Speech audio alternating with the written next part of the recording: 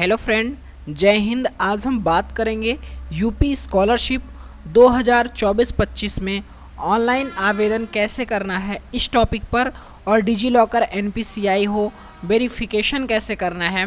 Fresh form जो है किसी भी कैटेगरी के हों, कोई भी क्लास हो, 9th हो, 10th हो, 11th हो, 12th हो, और यूजी पीजी वालों के लिए भी बताएंगे कि आपको कैसे एप्लीकेशन फॉर्म आपको फिल करना है। सारा कुछ हम आपको इस वीडियो में स्टेप बाय स्टेप बताएंगे डियर स्टूडेंट। उससे पहले मैं आपको बताऊं कि अगर आप इस चैनल पर नए हैं तो चैनल को सब्सक्राइब कर दीजिए, वीडियो को लाइक एंड शेयर कर दीजिए, जिससे आने वाली हर एक वीडियो आपको टाइमली मिलती रहे। डियर स्टूडेंट, आप सभी को पता है कि जो यूपी स्कॉलरशिप का फॉर्म फिल होता है वो यूपी स्कॉलरशिप की ऑफिशियल वेबसाइट यूपी स्कॉलरशिप जो है, UP scholarship government of Uttar Pradesh, यानी इसकी जो ऑफिशियल वेबसाइट है वो scholarship.up.gov.in, ये यूपी स्कॉलरशिप की ऑफिशियल वेबसाइट है। यहाँ पे जा कर के आपको क्लिक करना है, देन आपके पास जो स्कॉलरशिप का ऑफिशियल पोर्टल है वो ओपन हो जाएगा, जिसके फर्स्ट पेज का इंटरफेस कुछ इस तरह से है। जहाँ पे आपको एक ऑप्शन मिलेगा स्टूडेंट, जो कि आपको रेड कलर में देखने को मिल रहा होगा। स्टूडेंट वाले पे आपको क्लिक करना है, उसके बाद में आपको रजिस्ट्रेशन वाले पे क्लिक करना है। स्टूडेंट वाले पे क्लिक करने के बाद जब आप रजिस्ट्रेशन वाले पे क्लिक करेंगे तो यहाँ पे इस तरह का इंटरफेस ओपन हो जाएगा। पहला वाला बॉक्स जो है वो SC ST जनरल कैटेगरी के फ्रेश स्टूडेंट के लिए है, और दूसरा वाला जो बॉक्स है वो OBC कैटेगरी के फ्रेश स्टूडेंट के लिए है। तीसरा वाला बॉक्स माइनॉरिटी कैटेगरी के फ्रेश स्टूडेंट के लिए है। अब इसमें भी 4 तरह के कॉलम हैं: pre matric, post matric, post matric inter, post matric other than fresh, post matric other state. तो सभी में इसी तरह से ऑप्शन है। प्री मैट्रिक फ्रेश का मतलब होता है कि जो 9th और 10th में पहली बार स्कॉलरशिप का फॉर्म अप्लाई करेंगे वो होते हैं प्री मैट्रिक फ्रेश स्टूडेंट। उसके बाद post matric intermediate fresh. Post matric intermediate का मतलब 11th और 12th में जो फर्स्ट टाइम स्कॉलरशिप फॉर्म को फिल कर रहे हैं वो स्टूडेंट होते हैं पोस्ट मैट्रिक इंटरमीडिएट। उसके बाद नेक्स्ट ऑप्शन जो है वो है post matric other than intermediate. ये जो होते हैं 12th के बाद अगर आप कोई भी कोर्स कर रहे हैं, यूजी हो या पीजी हो, अगर आप उसके लिए स्कॉलरशिप फॉर्म का अप्लाई करेंगे तो यहाँ पे post matric other than intermediate का ऑप्शन आएगा। अब मैं बात करूँ कि आपको रजिस्ट्रेशन कैसे करना है और किन किन कैटेगरी के स्टूडेंट का रजिस्ट्रेशन हो रहा है, तो मोस्टली अभी जो रजिस्ट्रेशन हो रहा है वो अगर आप SC ST से हैं या जनरल कैटेगरी से हैं तो आपका रजिस्ट्रेशन हो रहा है।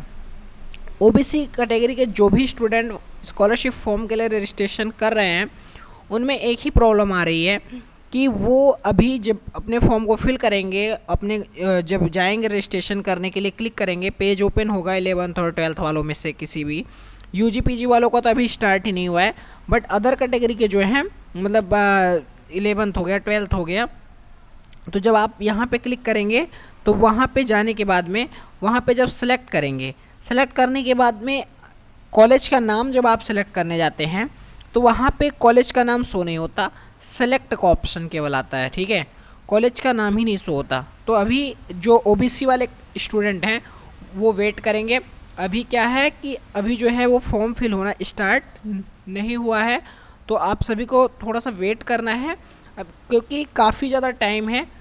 टाइम की कोई भी बाउंडेशन नहीं है कि इतने दिन तक ही आपको फॉर्म को फिल करना है। तो अभी परेशान ना हो, जैसे OBC कैटेगरी के स्टूडेंट का फॉर्म फिल होना स्टार्ट होगा मैं आप सभी को एक स्पेसिफिक वीडियो के माध्यम से इन्फॉर्मेशन दे दूंगा। अभी के लिए मैं जनरल कैटेगरी के एक स्टूडेंट का ऑप्शन लेके आपको बता रहा हूँ, और आप भी सेम इसी तरह जितने भी स्टूडेंट हैं सभी सीख लीजिए कि किस तरह से फॉर्म अप्लाई होता है। जब भी साइट चलती है, जब भी आपका फॉर्म अप्लाई होना स्टार्ट हो जाता है, इन्फॉर्मेशन मिल जाएगी और आप अपने फॉर्म को अप्लाई कर दीजिएगा। बट आप सभी प्रोसेस को समझ लीजिए। जनरल कैटेगरी SC कैटेगरी से हैं, ST से हैं, तो आप अपने फॉर्म को अप्लाई कर सकते हैं। यहाँ पे आप जाएंगे, जैसे इस पर क्लिक करेंगे तो post matric other than intermediate, यहाँ पे आप देख पा रहे होंगे 11th 12th लिख के आ गया। सबसे पहले आपको डिस्ट्रिक्ट सेलेक्ट करना है, उसके बाद अपने को शिक्षण संस्थान, फिर तीसरे में आपका होता है जाति समूह, उसके बाद में धर्म, फिर छात्र का नाम, फिर मोबाइल नंबर, हाई स्कूल उत्तीर्ण करने का वर्ष, हाई स्कूल का बोर्ड। उसके बाद जब आप रोल नंबर को फिल करते हैं तो यहाँ पे 2 तरह के बॉक्स आपको देखने को मिलते हैं। तो आपको फर्स्ट वाले बॉक्स में ना रोल नंबर को फिल करके आपको सेकंड वाले बॉक्स में रोल नंबर को अपने हाई स्कूल के फिल करना है। उसके बाद आपको अपना पासवर्ड बना लेना है। पासवर्ड बनाते टाइम आप इस चीज़ का विशेष ध्यान देंगे कि पासवर्ड में आपके लेटर, स्पेसिफिक वर्ड और न्यूमेरिक वर्ड होनी चाहिए, न्यूमेरिक की ज़रूर होनी चाहिए। अब जैसे मान लीजिए आपका नाम राहुल है, तो आपको अपने पासवर्ड कुछ इस तरह से बनाने हैं कि फर्स्ट लेटर जो है कैपिटल हो, बाकी सारे स्मॉल हो, उसके बाद स्पेसिफिक एक की हो, उसके बाद में आपकी न्यूमेरिक की हो। देन आपको पासवर्ड बनाने के बाद में से ऊपर पासवर्ड लिखना है, उसके बाद नीचे पासवर्ड लिखना है, ना कि कॉपी करके पेस्ट करना है। उसके बाद आपको अपना कैप्चा डाल देना है, फिर जनरेट OTP पे क्लिक कर देना है। जैसे आप जनरेट OTP पे क्लिक करेंगे, आपके रजिस्टर्ड मोबाइल जो आपने वहाँ पे मोबाइल नंबर डाल रखा है उस पर आपके OTP चली जाएगी। फिर यहाँ पे इस तरह के पेज ओपन होंगे। यहाँ पे कुछ नहीं करना है, आपको केवल OTP डालना है। OTP डालने के बाद में आपको कैप्चा डालना है। कैप्चा डालने के बाद submit OTP and proceed registration, इस वाले पे क्लिक कर देना है। जैसे आप यहाँ पे क्लिक करेंगे आपका रजिस्ट्रेशन कुछ इस तरह से हो जाएगा, जहाँ पे आपकी सारी डिटेल ओपन हो जाएगी। आप अगर चाहते हैं कि अपने फॉर्म को प्रिंट करना है तो प्रिंट कर लीजिए, वरना स्क्रीनशॉट लेकर के रख सकते हैं, आगे आपके लिए काफ़ी ज़्यादा हेल्पफुल होने वाला है। उसके बाद यहाँ से फिर आप बैक होम पे चले जाएंगे, वहाँ पे स्टूडेंट वाले ऑप्शन पे जाएंगे, क्लिक करेंगे तो यहाँ पे 4 तरह के ऑप्शन ओपन होंगे। फिर आपको रजिस्ट्रेशन पे ना जा कर के फ्रेश लॉगिन पे जाना है। जैसे फ्रेश लॉगिन पे जाएंगे 3-4 तरह के इंटरफेस ओपन होंगे, जिसमें से आपको पोस्ट मैट्रिक इंटरमीडिएट वाले पे जाना है। वहाँ पे जाने के बाद में इस तरह का पेज ओपन होगा, यहाँ पे आप देख पा रहे होंगे इस तरह से सारी चीज़ें आपकी ओपन हो जाएंगी। आपको पहले और दूसरे कॉलम में कुछ नहीं करना है। थर्ड वाले में आपको रजिस्ट्रेशन, यहाँ पे लिखा है रजिस्ट्रेशन संख्या भरें, यहाँ पे आपको वैसे जो आपने रजिस्ट्रेशन किया है उस रजिस्ट्रेशन नंबर को यहाँ पे डाल देना है। उसके बाद 4th नंबर में मोबाइल नंबर और 5th नंबर में आपको अपना पासवर्ड डालना है। उसके बाद कैप्चा कोड डालना है। मोबाइल नंबर वो डालना है जो आपने रजिस्ट्रेशन करते टाइम अपने रजिस्ट्रेशन में डाला था। उसके बाद पासवर्ड डाल के कैप्चा डाल के सबमिट कर देना है। बट उससे पहले मैं आपको कुछ चीज़ें बताऊं कि कुछ स्टूडेंट रजिस्ट्रेशन करते टाइम गलती कर देते हैं और उनका रजिस्ट्रेशन फॉर्म जो है वो गलत हो जाता है। तो अगर आपका रजिस्ट्रेशन फॉर्म गलत हो जा रहा है, यानी आपका अगर फाइनल सबमिशन तक कुछ भी गलत हो जा रहा है, तो आप अपने स्कॉलरशिप फॉर्म को दोबारा से अप्लाई कर सकते हैं। यानी रजिस्ट्रेशन आपका अगर रजिस्ट्रेशन टाइम में गलत हो जा रहा है तो आप अपने रजिस्ट्रेशन को दोबारा से कर सकते हैं। ओके डियर स्टूडेंट, उसके बाद में आप यहाँ पे जैसे सबमिट करेंगे, सबमिट करने के बाद में आपके पास कुछ इस तरह का इंटरफेस ओपन हो जाएगा, जहाँ पे आपकी सारी डिटेल ओपन हो जाएगी। यहाँ पे अगर आप देखें तो ये देख पा रहे होंगे कि यहाँ पे इस तरह से पेज ओपन होता है। यहाँ पे 3 तरह की लाइनिंग होती है। जब इन 3 लाइन पे आप क्लिक करते हैं तो आपके पास इस तरह का पेज ओपन होता है, जहाँ पे रजिस्ट्रेशन स्लिप प्रिंट करें, डिजिलॉकर सत्यापन और डिजिलॉकर वेरिफिकेशन, जिसके बारे में मैंने आपको वीडियो के स्टार्टिंग में बताया। उसके बाद में सारी एक करके सारे स्टेप आते जाते हैं। तो रजिस्ट्रेशन स्लिप आपकी प्रिंट हो चुकी है। अब डिजिलॉकर से वेरिफिकेशन करेंगे और आपको बताएंगे कि डिजिलॉकर से वेरिफिकेशन होता कैसे है। देखिए, फॉर्म फिल हो रहा हो या ना फिल हो रहा हो, जब फॉर्म फिल हो रहा था तभी मैंने इस चीज़ का स्क्रीनशॉट लिया है, अंत की स्थिति में नहीं लिया। आप यहाँ पे देख सकते हैं कि 24-25 लिखा हुआ है। तो आपको क्या करना है कि जब डिजिलॉकर वेरिफिकेशन करना है ना डियर स्टूडेंट, तो इस टाइम पे आपको अपने सारे डॉक्यूमेंट जो आधार कार्ड से लिंक है वो आपको, मतलब आपको जो जैसे आधार कार्ड हो गया, पैन कार्ड हो गया, इन सभी चीज़ों को अपने डिजिलॉकर अकाउंट में अपडेट कर देना है। अब डिजिलॉकर से वेरिफिकेशन होता कैसे है? डिजिलॉकर वेरिफिकेशन पे जैसे आप सबमिट करेंगे, सत्यापन उस पर क्लिक करेंगे, आपके पास कुछ इस तरह से इंटरफेस ओपन होगा। पहले तो आपके पास एक ब्लू कलर की लिंक ओपन होगी, जिस पे आप क्लिक करेंगे डिजिलॉकर वेरिफिकेशन, तो वहाँ पे लिखा होगा क्लिक फॉर डिजिलॉकर वेरिफिकेशन। उस पर क्लिक करते ही आपके पास इस तरह से ओपन हो जाएगा। मान लीजिए कि आपके पास पहले से डिजिलॉकर अकाउंट है। अगर मोबाइल नंबर से है तो मोबाइल नंबर से डाल सकते हैं, आधार नंबर से तो आधार नंबर डाल सकते हैं, यूज़र नेम पता है तो यूज़र नेम से डाल सकते हैं। अगर कुछ भी नहीं पता तो आपको यहाँ पे जाना है, आधार वाले पे क्लिक करके साइन अप करना है। साइन अप जैसे आप करेंगे, साइन अप करते ही आपके पास यहाँ पे जैसे आप साइन अप करते हैं, साइन अप करने के बाद आपके पास आधार नंबर मांगता है, एंटर योर आधार नंबर। जैसे यहाँ पे आप अपना 12 डिजिट का आधार नंबर फिल करेंगे, फिल करते ही इस तरह का इंटरफेस ओपन हो जाएगा। यहाँ पे आपको OTP फिल कर देनी है। OTP फिल करने के बाद सबमिट करेंगे तो 6 डिजिट यानी 6 डिजिट का आपको पासवर्ड बनाने को कहेगा। कोई भी पिन आप 6 डिजिट का बना सकते हैं। उसके बाद डन कर देना है। उसके बाद में फिर यहाँ पे अगर नेक्स्ट स्टेप की बात करें तो इस तरह से ओपन होगा। आपको इन सभी चीज़ों को पढ़ लेना है।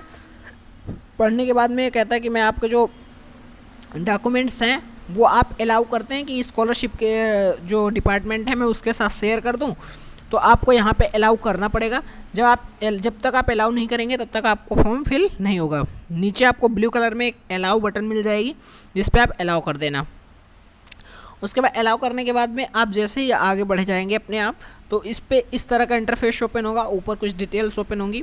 अगर आपको लगे कि सारी डिटेल आपकी सही हैं तो आपको वेरीफाई डिटेल कर देना है, और अगर नहीं सही है तो आपको अपने आधार जो कार्ड है, आपका आधार कार्ड है, उससे आपको करेक्शन करवा लेना है।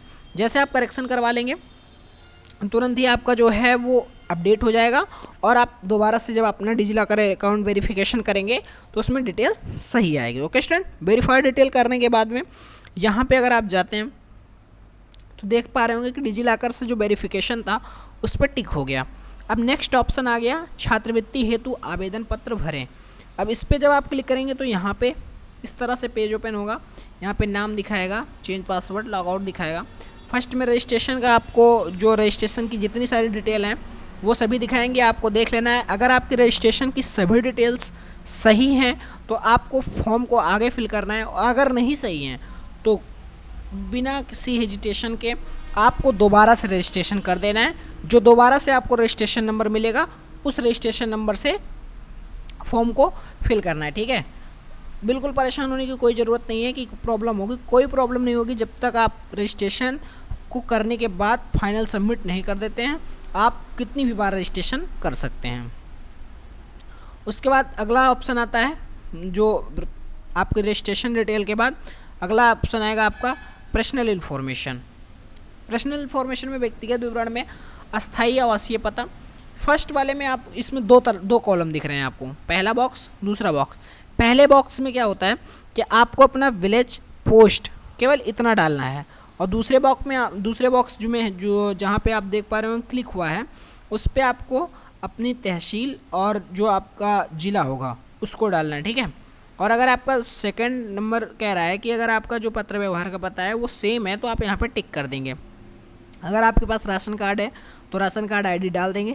देखिए, राशन कार्ड आईडी कंपलसरी नहीं होती, बट ये चीज़ है कि अगर आप राशन कार्ड आईडी डाल देते हैं या फिर परिवार आईडी डाल देते हैं तो इससे ये होता है कि जो आपके फॉर्म है वो काफ़ी ज़्यादा तेज़ी से वेरीफाई हो जाते हैं, और स्कॉलरशिप आने के जो चांस हैं वो काफ़ी ज़्यादा बढ़ जाते हैं। तो आपके पास अगर राशन कार्ड संख्या है तो डाल दीजिएगा। फोर्थ नंबर आपको ऑप्शन आता है कि हाई स्कूल प्राप्तांक, यानी हाई स्कूल में कितने मार्क्स मिले। फिफ्थ नंबर में पूर्णांक क्या था, और उसके बाद पाठ्यक्रम का नाम क्या है। यानी अगर आप 10th के बाद 12th करने 10th के बाद अगर आप 11th में जा रहे हैं तो यहाँ पे आपका पाठ्यक्रम का नाम, यानी 11 सर्च कर लेंगे। पाठ्यक्रम के वर्तमान सत्र में प्रवेश की तिथि, यानी आपने किस दिन अपने स्कूल में प्रवेश लिया उसकी आपको डेट डालनी है। बोर्ड में पंजीकरण क्रमांक, आपको जो बोर्ड इनरोलमेंट नंबर होता है वो आपको क्या होता है कि अपने कॉलेज से ले लेना है और वहाँ स्कूल से जाके पता कर लेना है और डाल देना है। यहाँ पे 8 नंबर में आपको आता है कि बोर्ड का नाम, यानी यहाँ पे आपको अपने बोर्ड का नाम जो है वो सिलेक्ट कर लेना है कि यूपी बोर्ड है, कौन सा बोर्ड है। 5th नंबर ऑप्शन आता है आवासीय या दिवा छात्र, यानी आवासीय और दिवा, इसमें काफ़ी ज़्यादा स्टूडेंट कन्फ्यूज होते हैं कि दिवा छात्र कौन से होते हैं और आवासीय छात्र कौन से होते हैं। देखिए, जो स्टूडेंट होते हैं वो हॉस्टल लेके रह रहे होते हैं, जिनके जो मतलब कॉलेज में ही हॉस्टल लिए हैं। हॉस्टल इन द सेंस, अगर आप कॉलेज में हैं और कॉलेज में ही हॉस्टल मिला है आपको, तो वहाँ पे आप इस केस में आप आवासीय सेलेक्ट करेंगे, आवासीय छात्र में। और जो छात्र डेली मतलब अपने घर से आ रहे हैं, जा रहे हैं, या फिर कहीं रूम लेके पढ़ रहे हैं तो उनको दिवा सेलेक्ट करना है। लेकिन जो कॉलेज में हॉस्टल मिला है जिनको, वो आवासीय सेलेक्ट करेंगे। फिर आपको देखेंगे 16 नंबर ऑप्शन में आता है कि अनुमोदित वार्षिक नॉन रिफंडेबल अनिवार्य शुल्क, यानी आपकी शुल्क क्या है। तो ये आपको अपने कॉलेज में पता करनी है, स्कूल में पता करनी, क्योंकि क्या होता है कि ये जो फीस होती है वो आपके कॉलेज वाले जो होते हैं एक डिसाइड कर देते हैं कि सभी को इतनी फ़ीस डालनी है। तो उस हिसाब से आप ये मत निकालिएगा कि हमारी फ़ीस तो इतनी हो रही है, मैं इतनी डाल दे रहा हूँ। अपने स्कूल में पता करके ही फ़ीस को यहाँ पे डालना, ठीक है। बाकी ये जो आप सेलेक्ट कलर में देख रहे हैं 17 नंबर और 18 नंबर, अगर आपके पास कोई डिसेबिलिटी है तो यहाँ पे फिल कर सकते हैं, अगर कोई नहीं है तो आप ये छोड़ दीजिए। 19 नंबर में क्या होता है कि 19 नंबर में आपके पास फिर से आता है कि अनुरक्षण भत्ता शुल्क, यानी आपको कोई छात्रवृत्ति मिली है तो डाल दीजिएगा कि पिछले क्लास में आपको मिली है। और गत वर्ष की कक्षा यानी आप अगर इस बार 11th में है तो आपको 10th में अगर कोई स्कॉलरशिप मिली हो तो यहाँ पे डिटेल्स डाल सकते हैं। अगर नहीं मिली है तो आपको 0 कर देना है। गत वर्ष का परीक्षाफल यानी आप जो पिछली क्लास में थे, अगर आप इस बार 11th में हो तो 10th का आपका परीक्षाफल में नहीं आप पास थे, फेल हैं या फिर अभी प्रमोटेड विथ मार्क हैं। उसके बाद आपको पूर्णांक डालना है, फिर प्राप्तांक डालना है, फिर परसेंटेज कितना था, फिर शिक्षण संस्थान का नाम। शिक्षण संस्थान का नाम यहाँ उस शिक्षण संस्थान का नाम पड़ेगा जहाँ पे आपने 10th किया है। मान लीजिए आपने स्कूल का नाम बदल दिया, आप इस बार 10th किसी दूसरे कॉलेज से किए थे और 11th किसी दूसरे कॉलेज से कर रहे हैं, तो यहाँ पे शिक्षण संस्थान के नाम में आपको वो डालना है जहाँ से आपने हाई स्कूल किया था। फिर आता है शैक्षणिक विवरण यानी एजुकेशनल इन्फॉर्मेशन।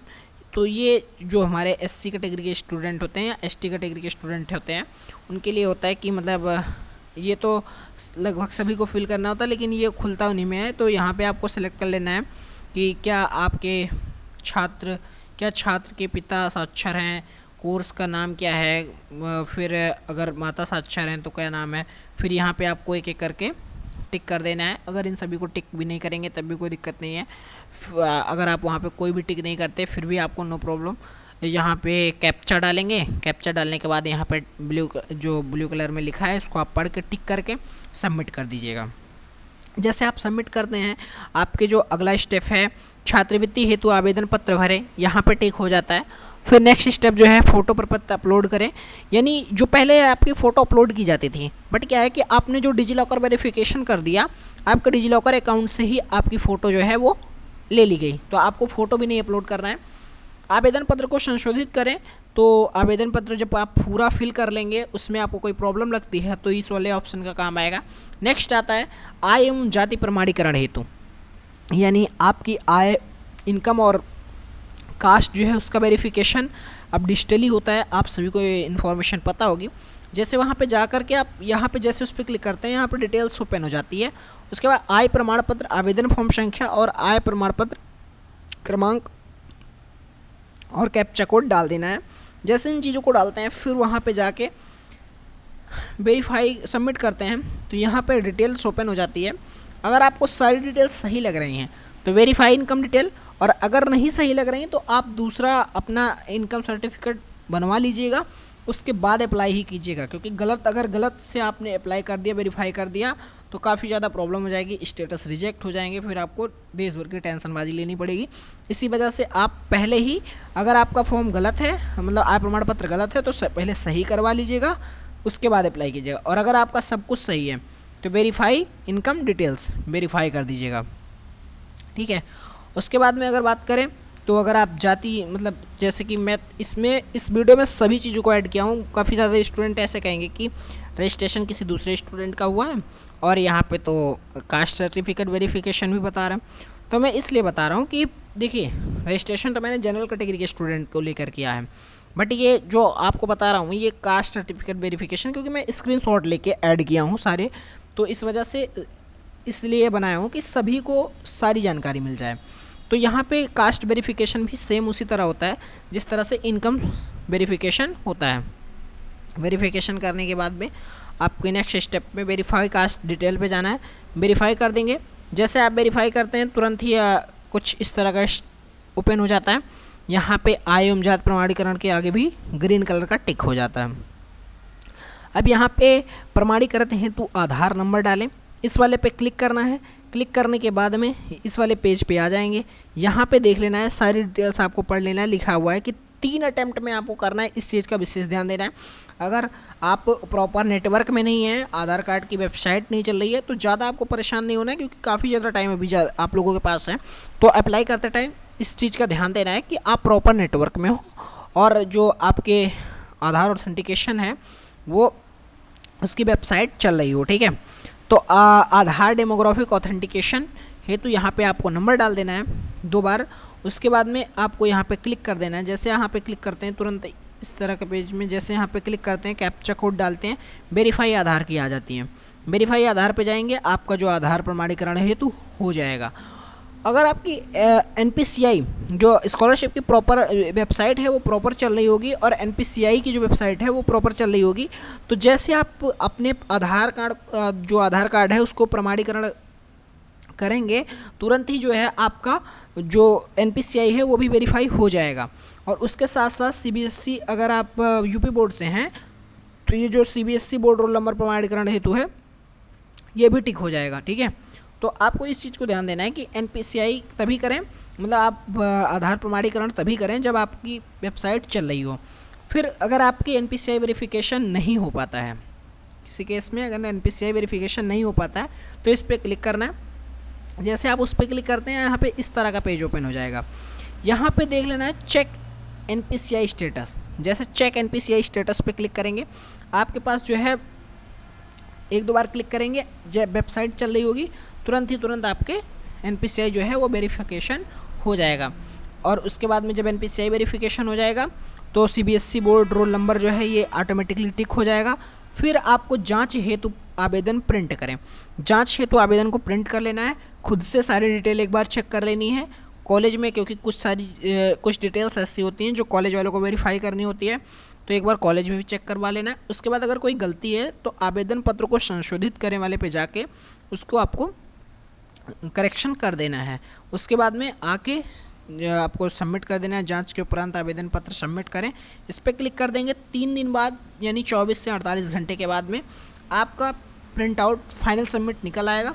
फाइनल सबमिट निकलवा करके उसमें सारे डॉक्यूमेंट्स लिखे होते हैं, कौन कौन से डॉक्यूमेंट आपको उसके साथ सबमिट करने हैं, सभी को ले जा करके अपने कॉलेज में सबमिट कर देना है, जिससे आपका फॉर्म वेरीफाई हो सके। ओके स्टूडेंट, मैंने इस वीडियो में सारी जानकारी दे दी है।